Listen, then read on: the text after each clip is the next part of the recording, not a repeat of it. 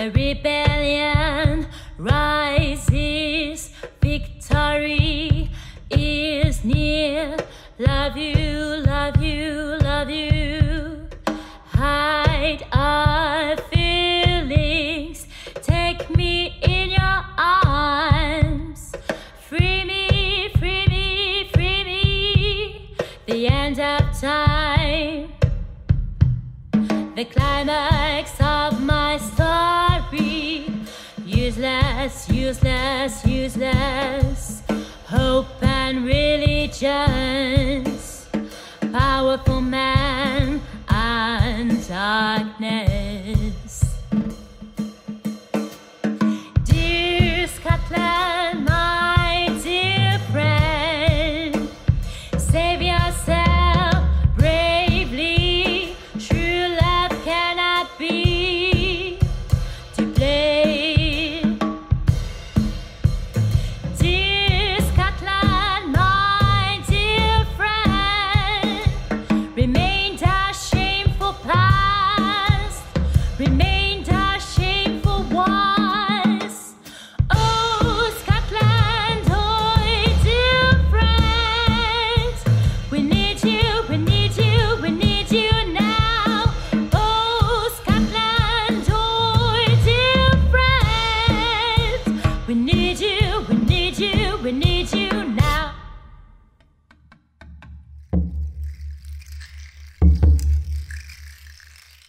Des sorcières apparaissent sur la lande austère d'Écosse. L'orage tonne, gronde, des éclairs brillants dans la nuit.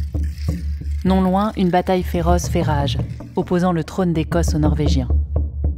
Ici, sur la lande, les sorcières sont entourées de fumée. Elles dansent dans la froidure de la nuit. Elles invoquent, elles implorent, elles convoquent, elles charment, elles maudissent, elles formulent. Quand serons-nous de nouveau unis, dans tonnerre, éclair ou sous pluie? Quand tout tumulte aura cessé, quand les batailles auront été perdues et gagnées, sera alors venu le déclin du soleil. À quel endroit? Sur la lande, ensemble pour aller à la rencontre de Macbeth. Oh, ma sœur, où étais-tu passée? La femme d'un marin avait de la châtaigne jusqu'aux genoux, et mastiquait, et mastiquait, et mastiquait. Donne-moi, j'ai balancé. Va-t'en, sorcière, beugla cette porcine trop nourrie. Son mari était parti à Alep, maître du tigre. Mais pour le passer à la passoire, moi, j'irai jusqu'à lui. Je le ferai et le referai. Oh, je te mettrai le vent en poupe. Tu es trop bonne. Le tambour, Macbeth arrive. Les sœurs aliénées, main dans la main, vagabondent par de la mer et terre, vont alentour, sur tout chemin. 3 tours pour toi, puis 3 tours pour moi, et encore 3 autres pour en faire 9 au total. Paix! Le charme finit par opérer. Macbeth, un homme robuste, arrive à son tour sur cette lande, en compagnie de son ami fidèle, Banquo. Les 2 hommes sont épuisés et couverts de sang. Ils sont loin du champ de bataille sur lequel se joue l'unification de l'Écosse. Macbeth prend en premier la parole. Jamais je n'ai vu un jour si beau et si abominable. Quelle distance d'ici à Forres? Les sorcières font face à Macbeth et Banquo. Une brume légère dissimule leurs pieds, de telle manière qu'il est impossible de savoir si elles flottent dans l'air ou touchent la terre ferme. Qu'est-ce que c'est? Si décharnées et sauvages à la fois dans leur haillon qu'on ne dirait pas des terriennes. Ne le sont-elles pas? Êtes-vous réelles? Êtes-vous singularité qu'un homme peut questionner? Vous semblez me comprendre. Chacune d'elles pose avec un mouvement irrégulier son doigt sur ses maigres lèvres. Vous devriez être des femmes, mais vos barbes m'empêchent d'affirmer que vous l'êtes. Parlez si vous le pouvez, qu'êtes-vous? Salut Macbeth. Salut à toi, seigneur de Glamis. Grand salut, Macbeth. Salut à toi, seigneur de Cawdor. Mes hommages, Macbeth. Toi qui, sous peu, seras roi. Mon bon seigneur, pourquoi bondir et sembler craindre des choses dont le son est si beau? Au nom de la vérité, êtes-vous des fantasmes ou plutôt des réalités que vous sortez de vous-même? Mon noble ami, par vos salutations pleines de faveur et de grandes prédictions de noblesse et de royal espoir ne semble plus toucher terre. À moi, vous ne dites rien. Si vous pouvez pouvez voir à travers les graines du temps et dire quel grain grandira et lequel ne grandira pas. Parlez-moi alors. À moi qui n'implore ni ne crains pas plus vos services que vos supplices. Salut. Moins important que Macbeth, et pourtant plus grand, ni si heureux, et pourtant bien plus encore. Tu feras des rois, bien que tu ne le seras pas. À vous, nos grands saluts, Macbeth et Banquo. Restez, vous, voix imparfaite, dites-moi plus. Avec la mort de Sinel que je viens d'apprendre, me voilà seigneur de Glamis. Mais comment être celui de Cawdor?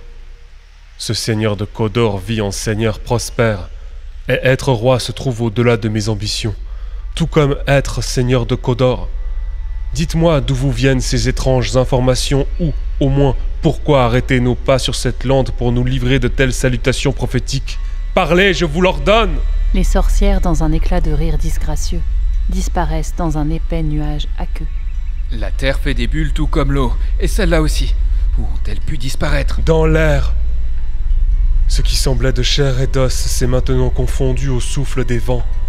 Si seulement elles avaient pu rester. Avons-nous seulement discuté avec elles?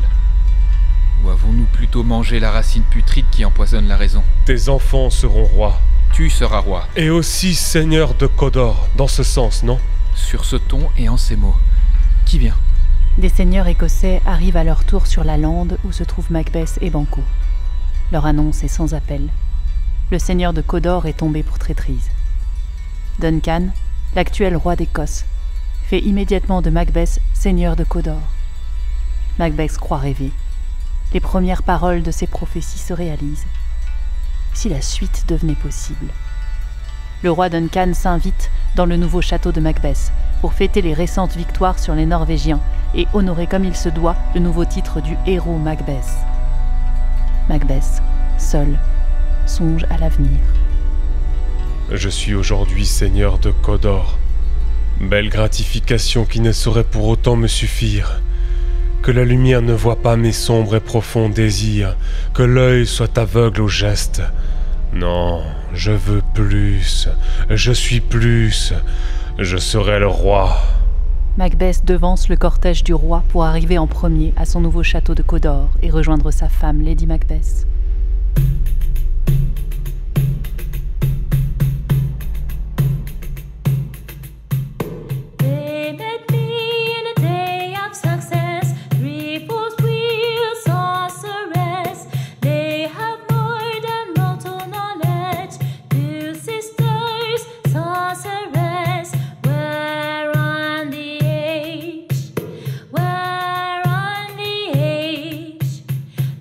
Between blue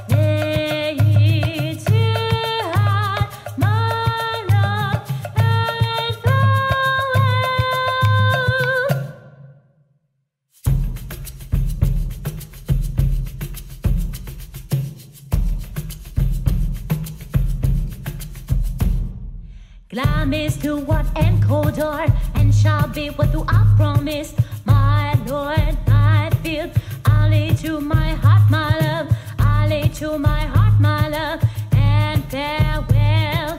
Alley to my heart, my love, alley to my heart, my love, and farewell, and farewell. Ce soir, Duncan mourra. Tu entends, ma Lady Macbeth? Je serai plus que le Cawdor. Je serai le roi d'Écosse. Oui, ces sorcières me l'ont révélé. Moi qui ne le suis pas encore, je le deviendrai. Et tu seras ma reine. Ah, l'ardente résolution. Duncan et sa suite arrivent. Je vais les accueillir comme il se doit. Toi, veille à bien préparer cette entreprise. Ne te dérobe pas à la tâche, car tu es trop doux. Je te connais. Tu le mérites. Tu te le dois. Tu nous le dois. Sois mon roi et moi ta reine. Pour le reste, laisse-moi faire. Nous en reparlerons plus tard. Lady Macbeth se retire pour accueillir le roi Duncan et sa suite. Macbeth, seule, se déshabille, retire son épaisse armure de guerre et la troque pour un vêtement de lin brun plus léger.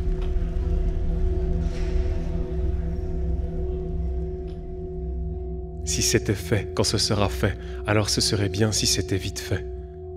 Si seulement l'assassinat pouvait écarter les conséquences et à son terme, donner seul une victoire écrasante. Si ce coup pouvait être à la fois le commencement et la fin. Ici seulement, sur cette rive et ces bas-fonds du temps, nous risquerions notre futur. Mais dans ce cas-là, nous avons encore notre jugement. Nous avons jusque-là toujours instruit de sanglantes stratégies qui, une fois enseignées, revenaient comme la peste à leur instigateur. Cette justice impartiale recommande pour ultime ingrédient de notre coupe empoisonnée nos propres lèvres.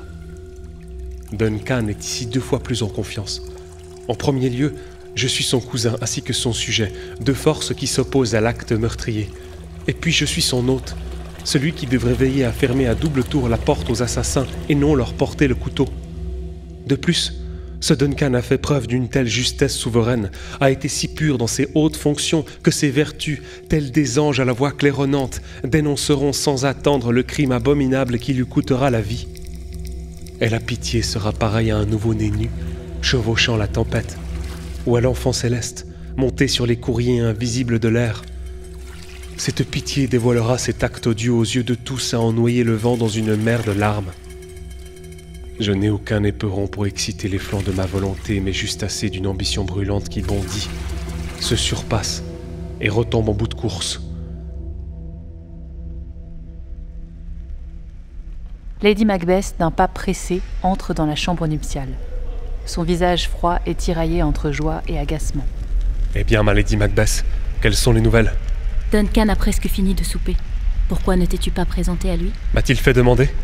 Pourquoi poser la question? Nous n'irons pas plus loin dans cette entreprise.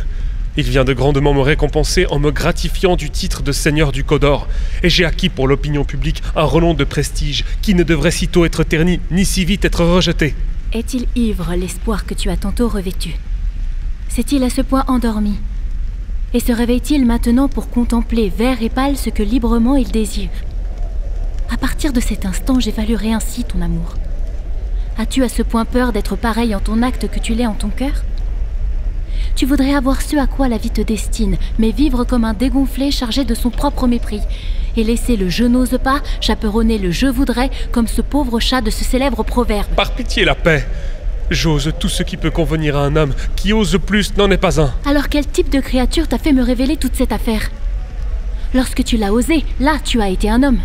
Et pour être plus que tu n'étais alors, tu voulais être bien plus qu'un homme. Ni le temps, ni le lieu ne concordaient, et tu as voulu les réunir. Ce sont eux-mêmes qui se sont faits, et maintenant qu'ils sont tous deux mêlés, tu voudrais les défaire. J'ai donné le sein, et je sais comme il est doux d'aimer cet enfant qui tire mon lait. J'aurais volontiers, alors qu'il me souriait, arraché de mon téton ses gencives sans dents, et démoli sa jolie petite bouille, si j'avais juré comme tu viens de le faire. Et si nous devions échouer? Rater notre coup? Mais serre ferme ton courage en temps et en lieu, et nous n'échouerons pas. Lorsque Duncan sera bien endormi, ce que cette dure journée l'incitera facilement à faire, je m'occuperai de convaincre ces 2 valets à coups de liqueur et de vin, au point que leur mémoire, matrone du cerveau, sera totalement fumée et que le récipient de leur raison se distille à peine plus que dans un alambic. Quand un sommeil de porc tiendra leur nature imbibée comme le voile de la mort, comment ne pourrions-nous pas agir ensemble sur un Duncan sans défense? Et pourquoi ne pas faire porter sur ces ivrognes toute la faute de notre impitoyable massacre? Ne mets au monde que des garçons, car ton esprit insoumis ne doit engendrer rien d'autre que des mâles. Non, rien d'autre. Quand nous aurons maculé de sang les deux endormis après avoir employé leurs propres dagues, ne sera-t-il pas évident qu'ils seront les seuls suspects de ce crime? Qui osera dire le contraire, lorsque nos larmes et nos hurlements indignés retentiront sur le cadavre du roi? Voilà l'affaire décidée. Je vais faire plier à ma volonté chaque partie de mon corps dans ce terrible exploit. Allons, faisons mine d'ici là d'être de bonne compagnie. Un visage faux doit cacher ce qu'un cœur faux connaît. Le couple Macbeth se retire. L'ombre de la nuit enveloppe la folie meurtrière à venir. Seules les flammes des torches vacillent aux respirations incessantes des vents venant de la lande lointaine. Le coassement des corbeaux et le hurlement de loups vagabonds déchirent les cieux. Après une soirée festive, voici venu le temps des silences obscurs de sommeil bien endormis. Les convives sont allés se coucher. Seul le bruit des ronflements plane dans l'air. Macbeth, au pied de la porte de la chambre de Duncan, les entend. La mort est toute proche. Est-ce bien une dague que je vois juste devant moi, le manche n'attendant plus que ma main? Viens, laisse-moi t'empoigner. Je ne te tiens pas et pourtant je te vois encore. Vision fatale, n'es-tu pas aussi sensible au toucher qu'à la vue? Ou bien n'es-tu qu'un poignard de l'esprit, une illusion créée par mon cerveau accablé? Je te vois bien, là, dans toute ta forme palpable, comme celui que je tire de son fourreau. Tu commandes la trajectoire que je dois suivre et l'instrument que je dois maintenant manier. Mes yeux deviennent les fous de tous mes autres sens, ou à eux seuls les égalent tous. Je te vois encore. Sur ta lame et sur tes dents, il y a des gouttes de sang qui n'étaient pas là avant. Rien de tout ça n'est réel. C'est cette entreprise sanglante qui trompe chacun de mes yeux. En cet instant et sur la moitié du monde, la nature semble morte, et les vilains rêves abusent dans ces rideaux tout sommeil. Les sorcelleries célèbrent les rites d'Hécate la pâle et abrègent le meurtre, alertés par le loup sentinelle et horloge, et dans une paix furtive, se déplaçant comme un fantôme, enjambée enchanteresse de Tarquin, vole vers son cruel dessein. Toi, loyal et ferme terre, étouffe le son de mes pas, quelle que soit leur direction, de peur que ces railleuses pierres ne parlent de ma démarche et ne prennent autant son actuelle horreur qui lui convient maintenant parfaitement. Tandis que je le menace, je le vois qui vit. Les mots, dans leur brûlante action, ne donnent au change rien d'autre qu'un souffle froid.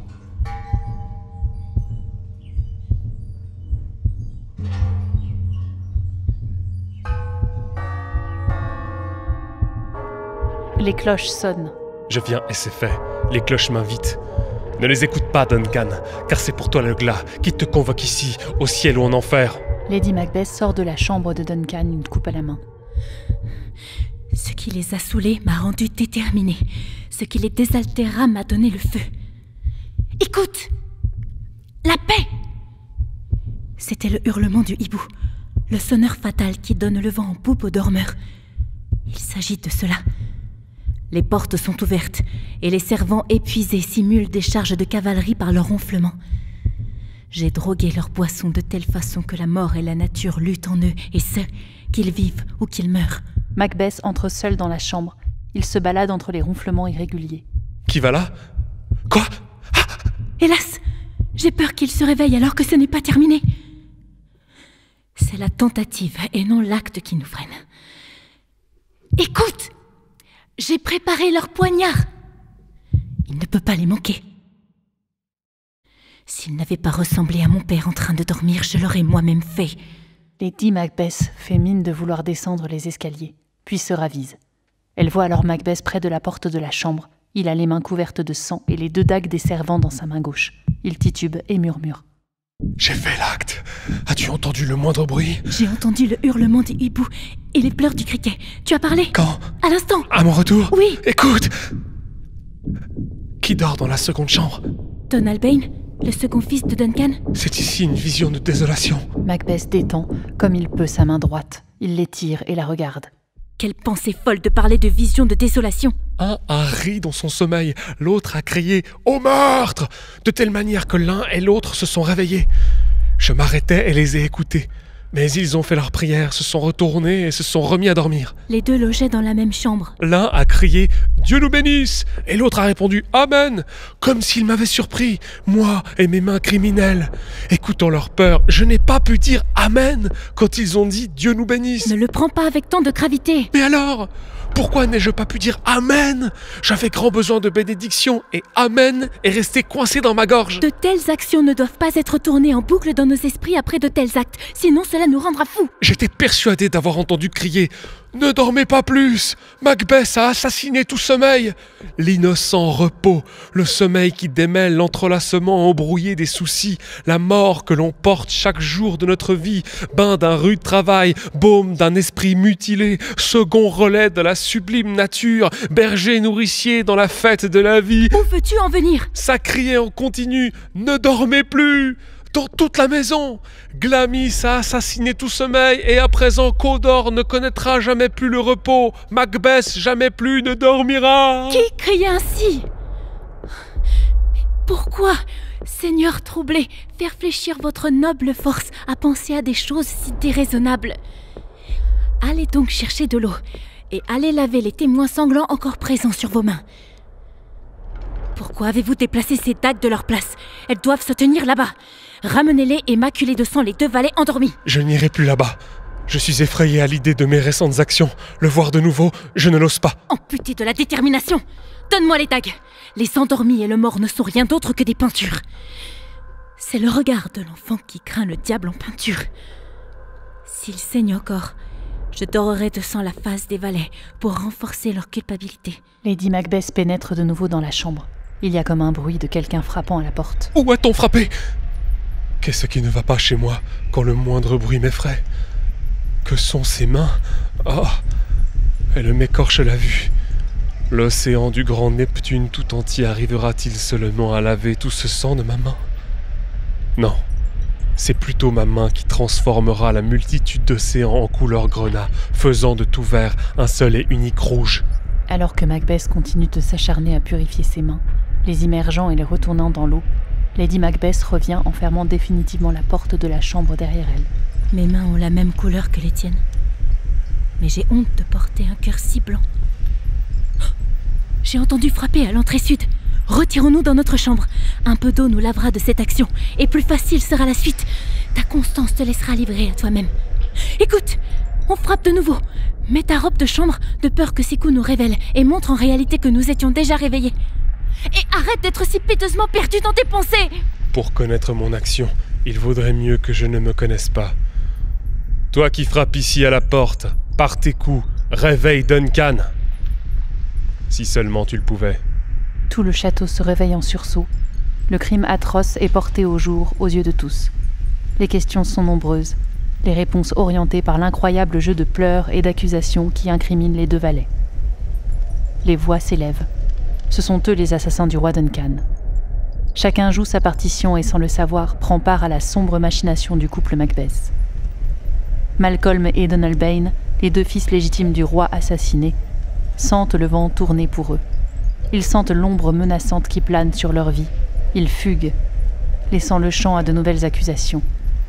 Ils sont ouvertement accusés par les Macbeth de parricide et de régicide. Donald Bane fuit en Irlande, Malcolm en Angleterre. L'infâme toile se referme peu à peu, ne laissant que Macbeth comme accédant au trône d'Écosse. Le corps de Duncan est porté à Colmcille. Il est célébré et loué dans le mausolée sacré de ses prédécesseurs. Le plan des Macbeth, nourri par les sombres prophéties des Landes d'Écosse, touche à son but.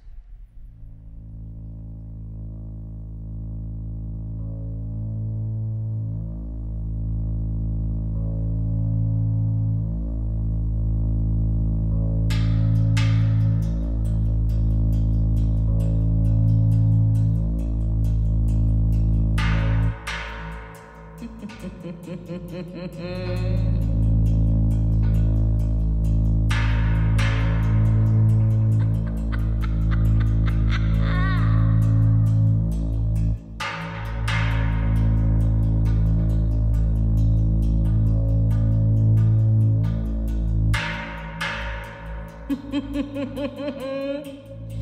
it were done when it's done, then well, it were done quickly. If the assassination could trummel up the consequence and catch you with his sausage success, that but this blow might be the be-all and the end-all. My Lady Macbeth, what I've done, what I've done.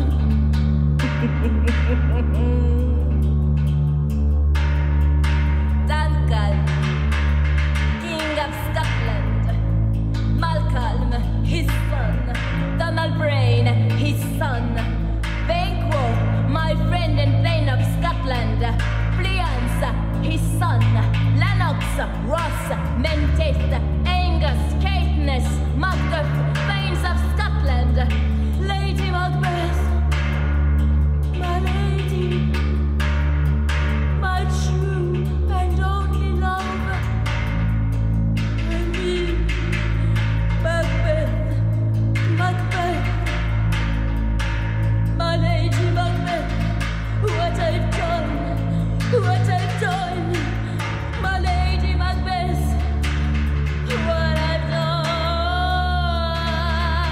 what I've done. The three and weird sisters, witches, sorcerers, wizards, warlocks, demons, aberrations, murderers, puck and devil spirits, and Kate, Miss Tracy Kate, my lady Macbeth, what I've done, my lady Macbeth, what I've done.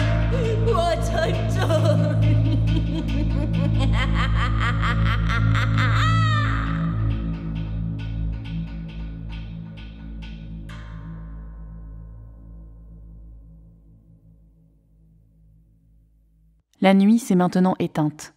Macbeth paraît maintenant plus vieux. Ses cheveux sont gris, des rides profondes sur son visage. Une ride pour chaque mort, pour chaque meurtre, pour chaque opposition à son nouveau pouvoir.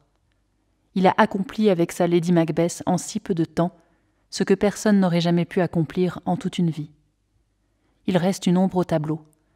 Son fidèle ami Banquo qui doit être le père d'une lignée de rois écossais. Banquo arrive au palais de Forres, où il est attendu pour célébrer l'avènement de Macbeth au rang de roi d'Écosse. Banquo est seul dans une chambre d'audience. Quelle est la suite? Roi, Cawdor, Glamis, tout! Tu as tout ce que ces étranges femmes avaient promis. Et j'ai peur que tu aies joué ta part pour rendre cela possible. Il fut dit encore que tout ça ne resterait pas à la postérité, mais que ma personne serait la racine et la paternité de toute une lignée de rois. Si la vérité est bien en elle, tout comme pour toi, Macbeth, leur parole a brillé pour moi. Pourquoi, au nom des vérités qui se sont exprimées pour toi, ces oracles ne seraient-ils pas vrais pour moi et ne fonderaient-ils pas tous mes espoirs? Mais pas un bruit de plus. Les trompettes royales sonnent. Banquo est rejoint par Macbeth, célébré roi d'Écosse, Lady Macbeth comme reine, et d'autres fidèles seigneurs à la couronne d'Écosse. Banquo les connaît tous. Voici notre plus précieux invité. Si nous l'avions oublié, cela aurait été un terrible manque à notre grande fête, et toute autre chose aurait été inconvenante. Ce soir, nous tiendrons un dîner officiel, Seigneur, et je réclamerai votre présence. Je laisse votre Altesse me commander à mes devoirs qui, par des nœuds infaillibles, sont toujours liés. Chevauchez-vous cet après-midi? Oui, mon bon seigneur. Nous aurions pourtant requis vos lumières, qui toujours se sont montrées sérieuses et favorables au conseil de ce jour. Mais nous les prendrons demain. Vous allez loin? Aussi loin, mon seigneur, que le temps le permettra entre 7 heures et le dîner. Et si mon cheval ne fait pas mieux, je deviendrai un emprunteur de nuit pour une ténébreuse heure ou deux. Ne manquez pas notre fête. Mon seigneur, je ne la manquerai pas. Nous entendons que nos sanglants cousins se sont bien installés en Angleterre et en Irlande, n'osant avouer leur terrible parricide, emplissant les oreilles de qui veut bien les entendre d'abracadabrantes histoires. Mais nous en parlerons demain, quand nous aurons une raison d'état de nous réunir ici. Rejoignez votre cheval. Adieu jusqu'à votre retour ce soir. Fléance, votre fils vous accompagne ? Oui, Votre Altesse. L'heure nous appelle. Je souhaite que vos chevaux soient rapides et bien ferrés, et je vous confie à leur dos. Au revoir. Que chacun soit maître de son temps jusqu'à 7 heures ce soir. Pour que nos retrouvailles soient d'autant plus les bienvenues, nous resterons seuls avec nous-mêmes jusqu'à l'heure du dîner. D'ici là, que Dieu soit avec vous. Banquo, après un bref mais cérémonieux salut, quitte la pièce avec l'ensemble des seigneurs présents. Macbeth est de nouveau seul. Il appelle à la hâte un de ses serviteurs. Bonhomme, un mot. Ces hommes attendent-ils mon bon vouloir ? Bien, fais-les venir à nous. Va. Être ainsi n'est rien, sans l'être en sûreté.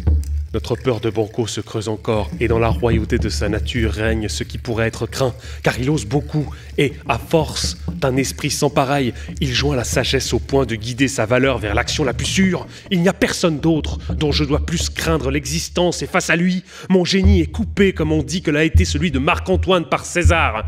Il a repoussé les sœurs la première fois qu'elles mirent sur moi le nom de roi, et leur ordonna de lui parler. Après, telles des prophétesses, elles lui ont révélé qu'il serait le père d'une lignée de rois. Sur ma tête, elles ont placé une couronne sans fruit et dans mon poing, le sceptre de la stérilité qui me sera arraché des mains d'une autre lignée. Aucun de mes fils ne me succédera. Si cela doit être ainsi, c'est pour la lignée de Banquo que j'aurais souillé mon âme. C'est pour elle seule que j'aurais assassiné le généreux Duncan, mis le remords dans la coupe de ma paix, uniquement pour eux, et mon joyau éternel sera donné à l'ennemi du genre humain pour faire d'eux des rois. La graine de Banquo, roi. Plutôt que cela, viens destin rejoindre la danse et venir me défier jusqu'à la mort. Qui est là ? Ah, c'est vous. N'est-ce pas hier que nous avons parlé ensemble ? Bien, maintenant avez-vous bien réfléchi à mes paroles ? Tous les deux, vous savez que Banquo est votre ennemi. Il est également le mien, d'une haine si mortelle que chaque instant de sa misérable vie menace l'éclat de la mienne. Et bien que je puisse à visage découvert le balayer hors de ma vue, exerçant mon bon plaisir, je ne dois cependant pas le faire, à cause de certains amis que nous avons en commun dont je ne veux pas perdre les faveurs. Alors devrais-je pleurer la chute de qui j'aurais moi-même frappé ? C'est pourquoi je requiers humblement votre aide, en masquant l'affaire aux yeux de tous, et ce pour de multiples raisons.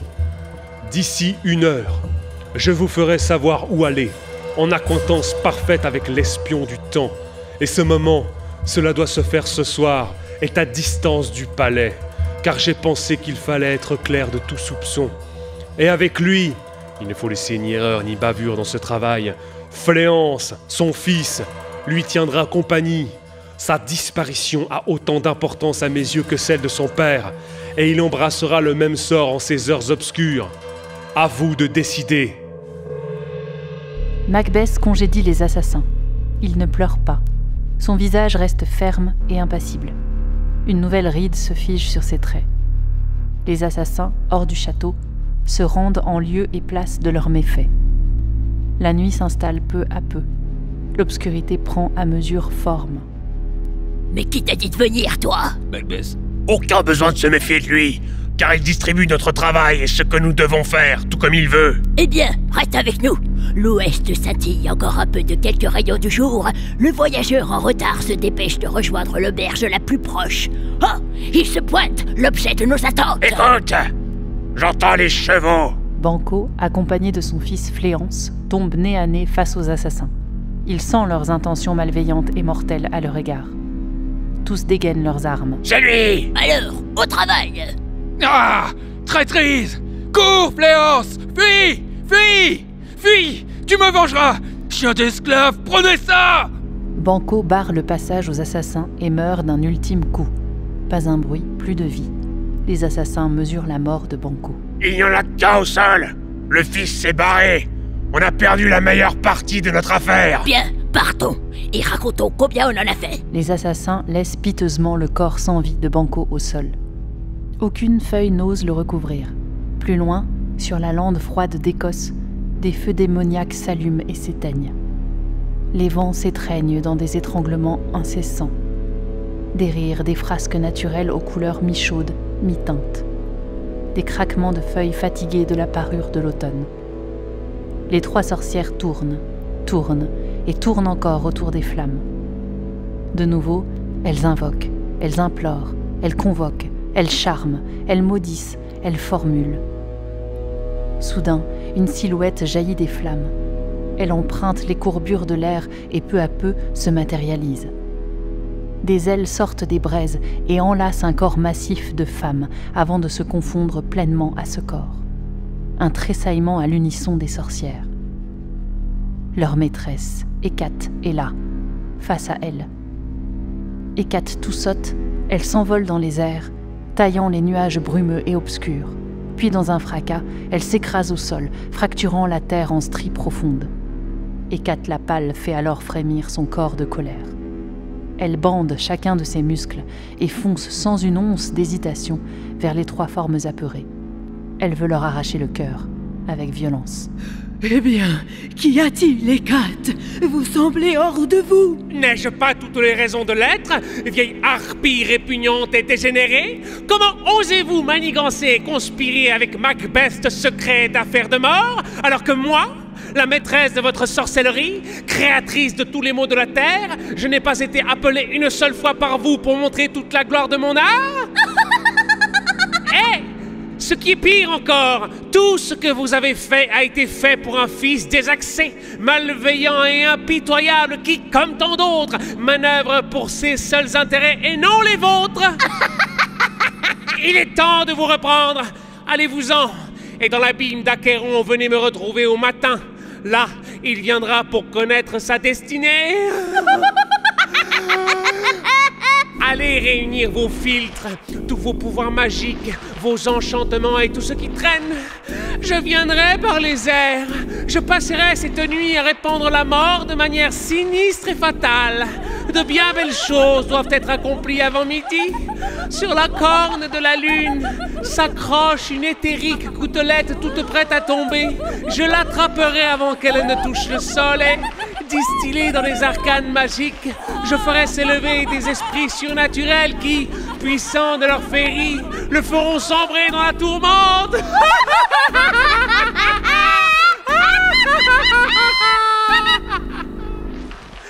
Il rejettera alors son destin, méprisera la mort et portera ses espoirs au-delà de toute sagesse, entre grâce et terreur. Et vous savez à quel point la sécurité est le principal ennemi des mortels. Écoutez, on m'appelle. Mes petits farfadets, regardez, sont assis sur un nuage brumeux. Ils n'attendent plus que moi. Écoutez, on m'appelle. Mes petits farfadets, regardez, sont assis sur un nuage brumeux. Ils n'attendent plus que moi. Écoutez, on m'appelle. Mes petits farfadets, regardez, sont assis sur un nuage brumeux. Ils n'attendent plus que moi. Une nouvelle fois, Hécate s'envole dans les airs et cette fois disparaît. Les 3 sorcières, une fois seules, prennent une grande respiration à l'unisson.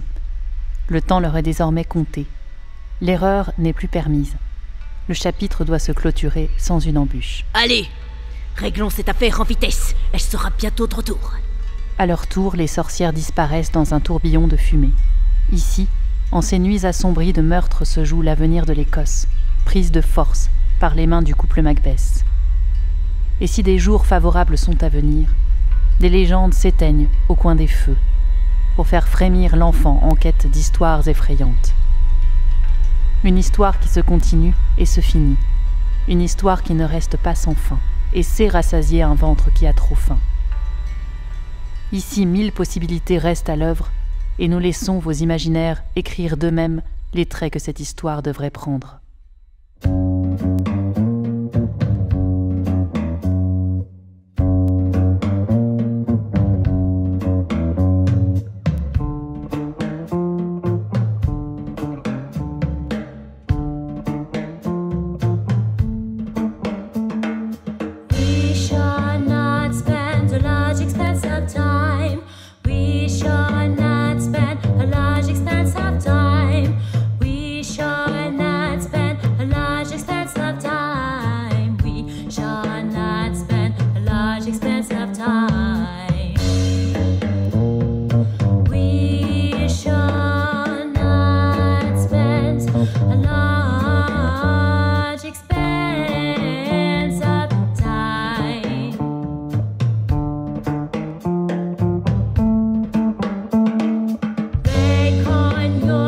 that roll us, make us even with you.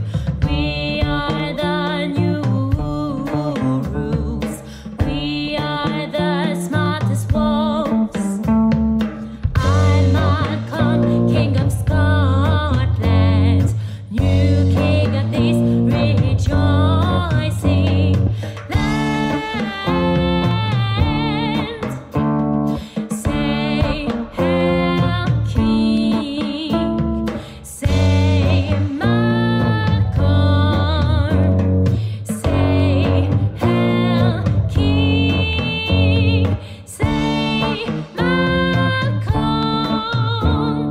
say, Hail King, say, Malcolm. Now, dear servants, reject our cruel ministers, reclaim the earth constant. This is the end of the butcher. This is the end of the spin, my queen. The burdened couple is dead. Behind afterlife, the dread of the butcher and the spin, my queen.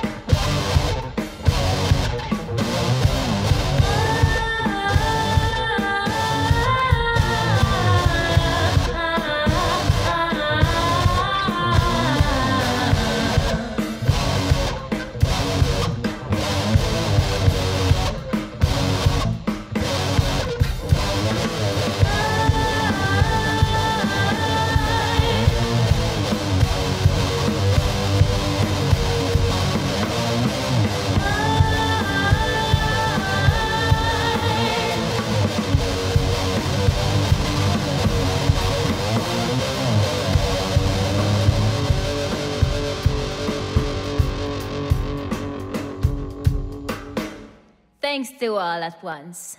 Thanks to all at once. And each one. Thanks to all at once. Thanks to all at once. And each one. We invite you to see our crown. We invite you to see our throne. We invite you to see our reign again and again. Life is nothing like the sweetest dream.